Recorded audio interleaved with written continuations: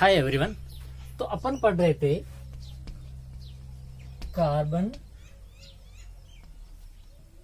And its compound, ठीक है, यानी कि कार्बन और उसके यौगिक के बारे में। तो आज अपन एक नया टॉपिक स्टार्ट करने जा रहे हैं जिसका नाम है पॉलीमर, ठीक है, यानी कि बहुलक। तो सबसे पहले आपको पता होना चाहिए कि पॉलीमर होता क्या है। तो पॉलीमर क्या होता है कि ये छोटे छोटे अणुओं से बनकर, यानी कि छोटे छोटे अणुओं से बना होता है, ठीक है। और चूंकि ये छोटे छोटे अणुओं से बनकर मिलकर बना होता है तो इसका जो अणुभार होता है वो भी उच्च होता है, यानी कि उच्च अणुभार युक्त, ठीक है। अब जो छोटे छोटे अणु होते हैं, जो इकाइयां होती है, छोटी छोटी इकाइयां अणु या इकाइयां है, वो जुड़कर एक बहुलक का निर्माण करती है, यानी कि पॉलीमर का निर्माण करती है। तो जो छोटे छोटे अणु होते हैं उनको एकलक कहा जाता है, ठीक है, एकलक या फिर मोनोमर। यानी कि मोनोमर क्या होती है, जो मोनोमर है वो अनेक सारी मोनोमर की यूनिट्स है, वो जब जुड़ती है तो एक पॉलीमर का निर्माण करती है। तो इस प्रक्रिया को अपन बहुलीकरण या फिर बहुलकीकरण कहते हैं, या अपन कहें पॉलीमराइजेशन कहते हैं। यानी कि अनेक सारे जो मोनोमर है, मोनोमर की यूनिट्स है, वो जब जुड़ेगी तो एक पॉलीमर का निर्माण करेगी। तो इस प्रक्रिया को अपन बहुलीकरण प्रक्रिया कहते हैं। यानी कि जो बहुलक होता है, यानी बहुलक होता है वो अनेक एकलक इकाइयों का बना होता है, ठीक है। अब बहुलक जो होता है उसको अपन दो कैटेगरी में कैटेगराइजेशन करते हैं, यानी कि दो वर्गों में विभाजित करते हैं, ठीक है। एक होता है प्राकृतिक बहुलक, ठीक है, यानी कि नेचुरल पॉलीमर, ठीक है। और दूसरा होता है संश्लेषित बहुलक, या अपन कहें मानव निर्मित बहुलक, जिसे अपन कहते हैं सिंथेटिक पॉलीमर, ठीक है। अब जो प्राकृतिक बहुलक होता है उसमें सिर्फ एक ही प्रकार होता है, जो होता है प्राकृतिक रबर, ठीक है, प्राकृतिक रबर। अब जो संश्लेषित बहुलक है इसमें अपन पढ़ेंगे नायलॉन 66, ठीक है, यानी कि नायलॉन 66। उसके बाद पढ़ेंगे अपन टेरिलिन के बारे में, ठीक है, नायलॉन 66 और टेरिलिन, और ये दोनों क्या है, कृत्रिम रेशे, ठीक है। और इसके बाद अपन पढ़ेंगे प्लास्टिक के बारे में, यानी कि प्लास्टिक के बारे में पढ़ेंगे। जो प्लास्टिक होता है उसमें पढ़ेंगे अपन सबसे पहले पॉलीथीन, ठीक है, और फिर पढ़ेंगे पीवीसी यानी कि पॉलीवाइनिल क्लोराइड, फिर अपन पढ़ेंगे PEN यानी कि पॉली एक्रिलोनाइट्राइल, PAN यानी कि पॉली एक्रिलोनाइट्राइल, और फिर पढ़ेंगे पॉलीस्टाइरीन, ठीक है। तो कुल मिला के अपन को ये जो पॉलीमर है उसके दो भाग होते हैं, कौन कौन से, प्राकृतिक बहुलक और संश्लेषित, यानी कि नेचुरल पॉलीमर और सिंथेटिक पॉलीमर। फिर अपन को नेचुरल जो पॉलीमर होता है उसमें अपन पढ़ेंगे प्राकृतिक रबर, और जो सिंथेटिक बहुलक होता है पॉलीमर होता है उसमें सबसे पहले अपन पढ़ेंगे रेसे फाइबर, और फिर पढ़ेंगे प्लास्टिक। रेसे में अपन पढ़ेंगे सबसे पहले नायलॉन 66 और पढ़ेंगे टेरिलिन। फिर अपना प्लास्टिक जो है उसमें पढ़ेंगे पॉलीथीन, पॉलीवाइनिल क्लोराइड और पॉली एक्रिलोनाइट्राइल, और फिर पढ़ेंगे पॉलीस्टाइरीन, ठीक है।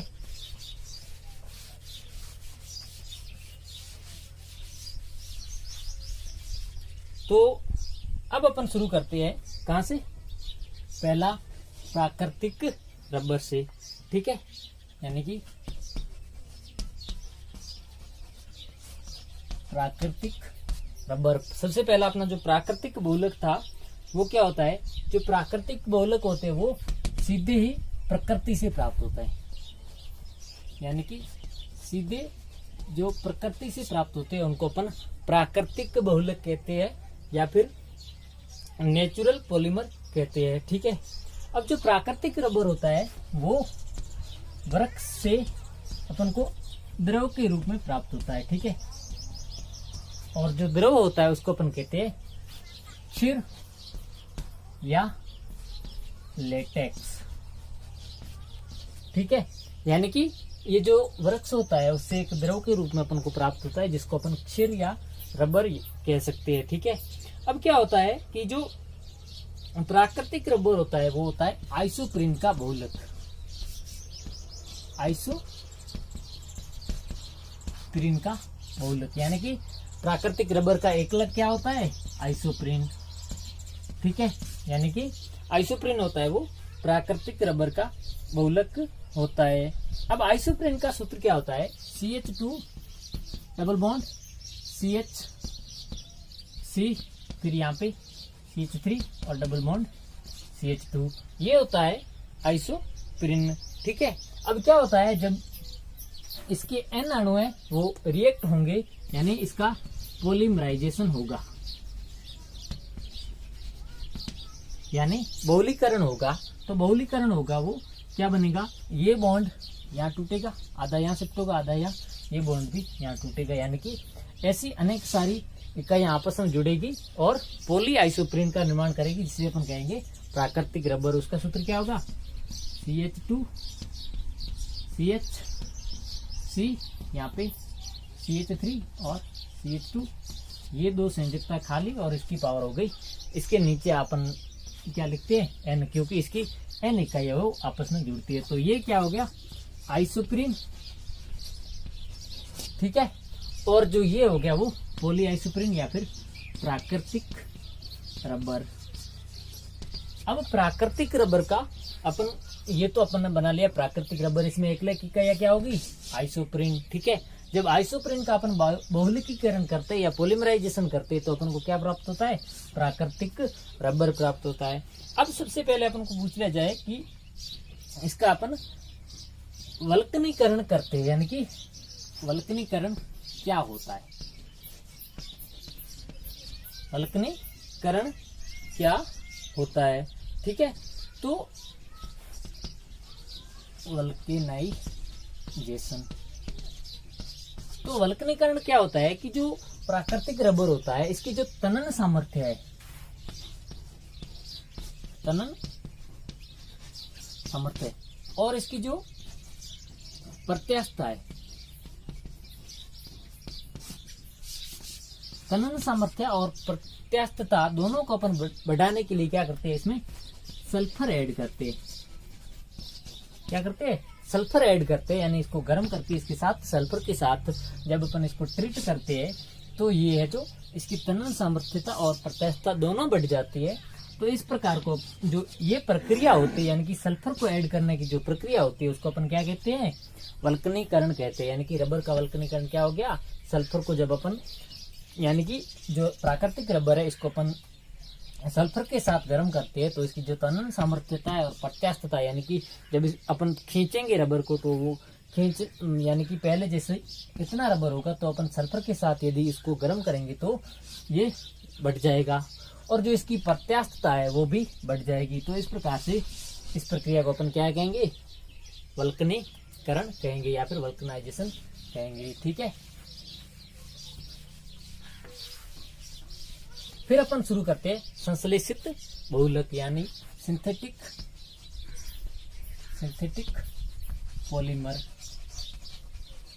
ठीक है, अब सिंथेटिक पॉलीमर में अपन सबसे पहले जो पॉलीमर जो सिंथेटिक पॉलीमर होते हैं वो क्या होते हैं, यानी कि मानव निर्मित जो पॉलीमर होते हैं उसको अपन क्या कहते हैं, सिंथेटिक पॉलीमर कहते हैं। यानी कि जिसका निर्माण मानव खुद करता है उसको अपन कहते हैं सिंथेटिक पॉलीमर। ठीक है, अब सिंथेटिक पॉलीमर में सबसे पहले अपन ले लेते हैं कृत्रिम रेशे। ठीक है, यानी कि फाइबर। ठीक है, अब फाइबर में सबसे पहले अपन ले रहे हैं कौन सा, नायलॉन 66, नाइलॉन 66। अब इसमें जो एकलक इकाइयां होती है वो क्या होती है, यानी कि इसके जो मोनोमर होते हैं वो क्या होते हैं, किसके, नाइलॉन 66 से। तो इसकी जो मोनोमर होते हैं वो होते हैं एडीपिक अम्ल,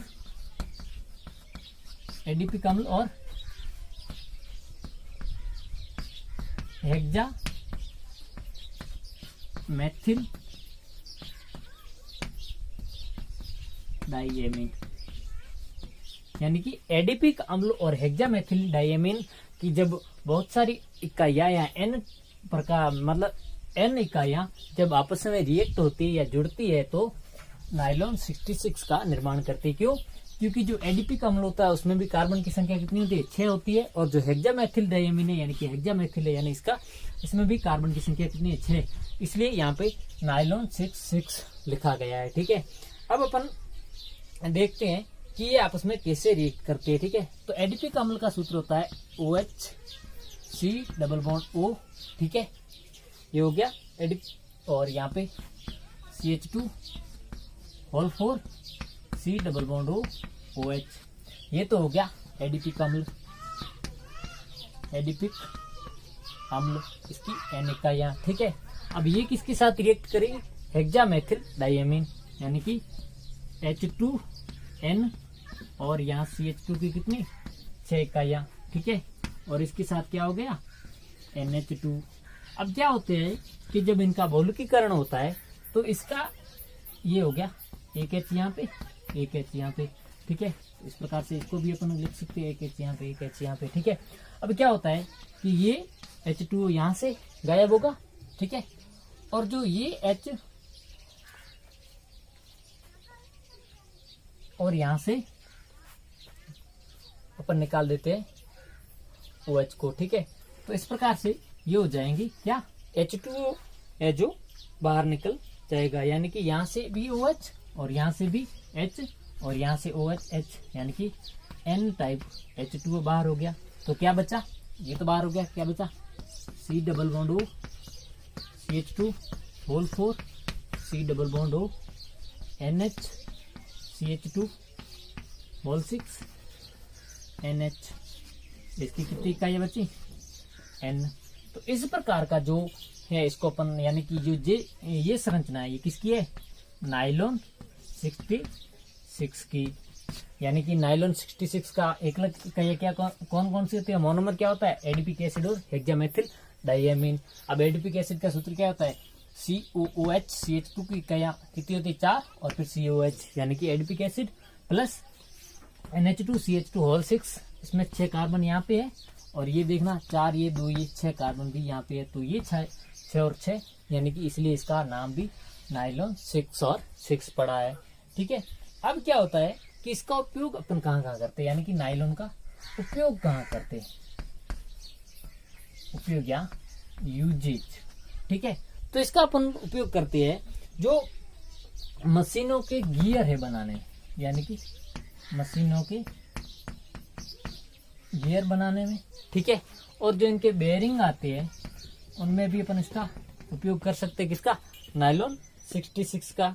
फिर अपन करते हैं जैसे कपड़ों या फिर दूसरे टाइप के रेसे बनाने में भी इसका उपयोग कर सकते हैं। इसके अलावा अपन इसको टायर बनाने में भी प्रयुक्त कर सकते हैं। तो ये था आपका नाइलॉन 66। ठीक है,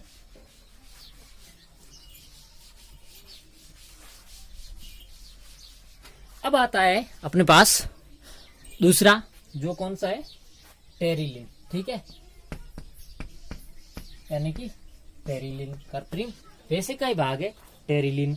अब टेरिलिन में जो एकलक इकाइयां होती है वो होती है कौन कौन सी, टेरिलिन की जो मोनोमर यूनिट्स होती है वो होती है टर्थेलिक अम्ल, टर्थेलिक अम्ल और एथिलीन ग्लाइकोल, यानी कि टर्थेलिक अम्ल और एथिलीन ग्लाइकोल जब इकाई आपस में पॉलीमराइजेशन करेगी तो किसका निर्माण करेगी, टेरिलिन का निर्माण करेगी। ठीक है, अब टर्थेलिक एसिड का सूत्र क्या होता है, वही सेम, कौन सा एडीपी एसिड था उसमें CH2 की जगह अपन CH2 होल 4 था, उसकी जगह अपन क्या लगा देंगे, बेंजीन रिंग। ठीक है, तो OH C double bond O। ठीक है, ये हो गया यहाँ पे benzene C double bond OH plus. अब अपन को क्या बनाना है, एथिलीन ग्लाइकोल। ठीक है, तो एथिलीन ग्लाइकोल मतलब HOCH2OH। ठीक है, तो ये हो गया एथिलीन ग्लाइकोल। अब जब इसका पॉलीमराइजेशन होगा तो यहाँ से H2O, ठीक है, फिर यहाँ इसका H और इसका OH, तो क्या हो गया C डबल बॉन्ड O, ये हो गया बेंजीन। ठीक है, फिर C डबल बॉन्ड O, फिर ये तो H2O चला गया तो क्या बचा O CH2। ठीक है, यहाँ पे क्या बचा O, तो ये हो गया यहाँ पे इसकी N इकाइयाँ। तो इस प्रकार से ये पॉलीमराइजेशन द्वारा अपन किसका निर्माण कर सकते हैं, टेरिलिन का निर्माण कर सकते हैं। किसके द्वारा, टर्थेलिक अम्ल और एथिलीन ग्लाइकोल द्वारा। अब इसका अपन उपयोग कहाँ कहाँ करते हैं, किसका, टेरिलिन का। तो टेरिलिन का उपयोग कहाँ कहाँ होता है, यानी कि टेरिलिन क्या है, एक रेशा है, तो सीधी सी बात है रेस का उपयोग अपन कहाँ करेंगे, नावों की पोल बनाने में। ठीक है, या फिर कपड़े बनाने में, या रेसे बनाने में। ठीक है, तो इस प्रकार से इसके अलावा अपन इसके चुंबकीय टेप बनाने में भी प्रयोग कर सकते हैं, चुंबकीय टेप। या इसके अलावा एक और इसका उपयोग है, इसका अपन बेल्ट भी बना सकते हैं। ठीक है, तो ये थे टेरिलिन और इसका उपयोग। ठीक है, टेरिलिन की एकलिक इकाई क्या है, टर्थेलिक अम्ल, और दूसरा क्या है, एथिलीन ग्लाइकोल। जब ये दोनों पॉलीमराइजेशन होकर एक बहुलक का निर्माण करते हैं या पॉलीमर का निर्माण करते हैं तो उसको अपन क्या कहते हैं, टेरिलिन। ठीक है, तो ये था अपना सिंथेटिक पॉलीमर, जिसका दूसरा भाग था क्या, टेरिलिन। ठीक है, तो टेरिलिन की जो एकलिक इकाइयां या फिर मोनोमर है वो क्या क्या है, एक तो एक टर्थेलिक एसिड और दूसरी क्या है, एथिलीन ग्लाइकोल। अब अपन पढ़ेंगे सेकंड टाइप, ठीक है, जो है प्लास्टिक। अब प्लास्टिक में अपन सबसे पहले पढ़ेंगे कौन सा, पॉलीथीन। ठीक है, पॉलीथीन क्या होता है। अब जो पॉलीथीन होता है वो उसकी एकलिक इकाई क्या होती है, एथीन। यानी कि एथीन है वो बहुत सारी जब इकाइयां हैं, एथीन की जब बहुत सारी इकाइयां, जब मतलब एथीन की जो एकलिक इकाइयां, यानी इसकी एकलिक इकाई क्या होगी, एथीन होगी। जब एथीन की बहुत सारी यूनिट्स है वो पॉलीमराइजेशन होगा उनका, तो पॉलीथीन का निर्माण होगा। तो एथीन क्या हो गया, एन यूनिट एथीन की CH2 डबल बॉन्ड CH2, ये एथीन। जब इसका पॉलीमराइजेशन होगा, ठीक है, तो क्या बनेगा, यहाँ पे CH2 ये इसके N अणु। तो इस प्रकार से अपन पॉलीथीन का निर्माण कर सकते हैं। अब इसके उपयोग क्या क्या है, तो इसका उपयोग अपन थैलियां बनाने में कर सकते हैं। जो पॉलीथीन की थैलियां आती है उसमें भी इसका उपयोग कर सकते हैं। इसके अलावा अपन इसके द्वारा पाइप बना सकते हैं। ठीक है, और इसके अलावा इसका अपन क्या है, जो ट्यूब आती है टायर की, वो भी बना सकते हैं।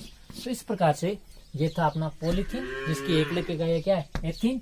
एथीन का सूत्र क्या है, CH2 डबल बॉन्ड CH2। जब ये डबल बॉन्ड यहाँ टूटेगा, यहाँ शिफ्ट होगा, तो एक इधर आ गया, एक इधर आ गया। ठीक है, तो इसकी N इकाई होगी, तो अपन इसको क्या कहेंगे, पॉलीथीन। ठीक है, फिर अपना प्लास्टिक का ही, जो प्लास्टिक है उसका एक सेकंड पार्ट है पॉलीवाइनिल क्लोराइड। क्या, पॉलीविनाइल या वाइनिल क्लोराइड, यानी कि पॉलीवाइनिल क्लोराइड, या अपन कहें PVC। ठीक है, अब जो पॉलीवाइनिल क्लोराइड होता है, इसकी जो एकलक इकाई है या अपन कहें जो मोनोमर है वो क्या होती है, इसकी जो मोनोमर होती है वो होती है वाइनिल क्लोराइड। वाइनिल क्लोराइड, ठीक है, वाइनिल क्लोराइड।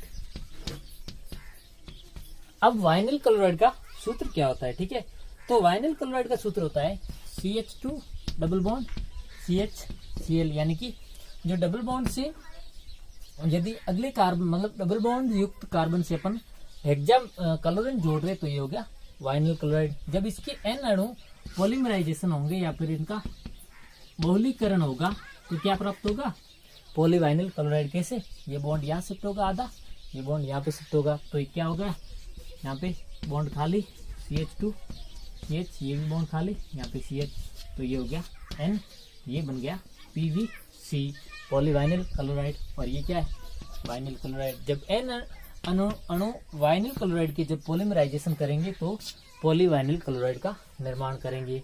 अब इस पॉलीवाइनिल क्लोराइड का अपन उपयोग कहाँ कहाँ करते हैं, ठीक है, उपयोग करते हैं जूते बनाने में, ठीक है, या फिर इसके अलावा अपन पाइप भी बना सकते हैं इसके, और थैले बनाने में भी इसका प्रयोग किया जा सकता है।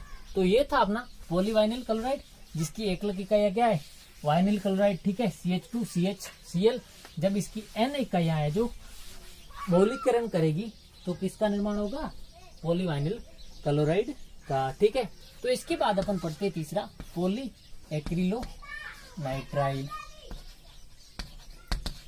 पॉली एक्रिलो नाइट्राइल, ठीक है, यानी कि पॉली एक्रिलो नाइट्राइल या PAN, ठीक है। अब जो पॉली एक्रिलो नाइट्राइल होता है उसकी एकलक इकाई क्या होगी, सीधी सी बात है, नाम में दिख रहा है पॉली एक्रिलो नाइट्राइल है, यानी कि इसकी एकलक इकाई यानी मोनोमर क्या होगा, एक्रिलो नाइट्राइल, एक्रिलो नाइट्राइल, ठीक है। अब जो एक्रिलो नाइट्राइल होता है उसका जो सूत्र होता है वो क्या होता है, CH2 डबल बॉन्ड CH, यहाँ पे CN, ठीक है। तो जब ये एक्रिलोनाइट्राइल की N अणु या N यूनिट्स जब बहुलीकरण करेंगी, या अपन कहें इनका जब बहुलीकरण होगा तो क्या प्राप्त होगा, पॉली एक्रिलोनाइट्राइल या फिर PAN। कैसे, CH2 CH, यहाँ पे CN, ये खाली छोड़ दिया तो ये हो गया N इकाइयां, तो ये बन गया PAN या पॉली एक्रिलो नाइट्राइल, ठीक है। अब इसका उपयोग अपन कहाँ कहाँ करते हैं, ठीक है, तो पॉली एक्रिलो नाइट्राइल का उपयोग अपन स्वेटर बनाने में कर सकते हैं। इसके अलावा जो ऊन होती है, ऊन बनाने में भी अपन इसका पॉली एक्रिलो नाइट्राइल का उपयोग कर सकते हैं, ठीक है। तो आपको पूछ लिया जाए कि पॉली एक्रिलो नाइट्राइल की एकलक इकाई या फिर मोनोमर क्या होगी, एक्रिलो नाइट्राइल, या अपन क्या उसका फॉर्मूला क्या होगा, CH2 CHCN, ठीक है। जब वो एकलक इकाई जब बहुलीकरण करेगी तो किसका निर्माण होगा, PAN या फिर पॉली एक्रिलो नाइट्राइल, ठीक है। इसके अलावा अपन पढ़ेंगे थर्ड टाइप या फोर्थ टाइप, वो कौन सा है, पॉली स्टाइरिन, पॉली स्टाइरिन या पॉलीस्टीरीन। तो जो पॉलीस्टीरीन होता है इसकी जो एकलक इकाई होती है वो क्या होती है, या अपन कहें एकलक इकाई या मोनोमर होता है वो होता है स्टाइरिन, स्टाइरिन या फिर विनाइल बेंजीन, यानी वाइनिल बेंजीन, ठीक है। जब वाइनिल बेंजीन या फिर अपन कहें स्टाइरिन है उसके N अणु पॉलीमराइजेशन करते हैं तो किसका निर्माण होता है, पॉलीस्टाइरिन का। कैसे, जैसे CH2 डबल बॉन्ड CH2 और ये हो गया बेंजीन रिंग C6H5।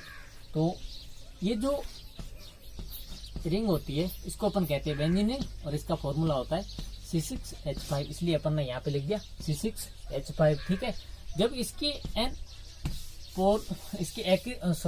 स्टायरीन के एक N अणु है, जब ये करेंगे पॉलीमराइजेशन करेंगे या फिर इनका जब बहुलीकरण होगा तो क्या बनेगा, पॉली स्टायरीन। ठीक है, तो कैसे बनेगा, CH2CH यहाँ पे C6H5, ये हो गए N अणु। ठीक है, ये एक संयुक्ता खाली, तो इस प्रकार से ये होगी पॉली स्टायरीन। ठीक है, अब इस पॉली स्टायरीन का अपन उपयोग कहाँ करते हैं, उपयोग अपन कहाँ करते हैं, जो चाय के कप होते हैं उनको बनाने में भी इसका प्रयोग किया जाता है। ठीक है, इसके अलावा जो बोतलें होती है उनके ढक्कन बनाने में भी इनका प्रयोग किया जा सकता है। ठीक है, इसके अलावा एक और टाइप होता है जो संश्लेषित रबर होता है, यानी कि संश्लेषित बहुलक में ही संश्लेषित रबर होता है, उसमें ब्यूना N और ब्यूना S आते हैं। ठीक है, तो इस प्रकार से आज का अपना टॉपिक था बहुलक। ठीक है, जिसमें अपन ने दो टाइप पढ़े, एक प्राकृतिक बहुलक, एक संश्लेषित बहुलक। एक तो सीधे प्रकृति से प्राप्त हो रहा था तो उसको अपन ने बोला प्राकृतिक बहुलक, और जो दूसरा मानव निर्मित था यानी मानव ने बनाया तो उसको अपन ने बोला संश्लेषित बहुलक। ठीक है, जो प्राकृतिक बहुलक था उसको अपन एक कैटेगरी में कैटेगराइजेशन किया, यानी कि प्राकृतिक रबर। इसके अलावा जो संश्लेषित बहुलक था उसको अपन ने एक तो कृत्रिम रेशे में और एक प्लास्टिक में, और एक इसके अलावा एक और था संश्लेषित रबर। ठीक है, तो जो संश्लेषित रेशे थे या अपन कहें जो कृत्रिम रेशे थे उसमें अपन ने नायलॉन 66 और टेरिलिन पढ़ा। इसके अलावा जो दूसरा टाइप था पॉलीथीन, उसमें अपन ने पढ़े थे प्लास्टिक में अपन ने पढ़ा था पॉलीथीन, पॉलीवाइनिल क्लोराइड, पॉलीएक्रिलोनाइट्राइल और पॉलीस्टायरीन। तो ये थी अपने आज की क्लास बहुलक के बारे में, पॉलीमर के बारे में। आई होप आपको ये समझ में आई होगी। Thank you so much.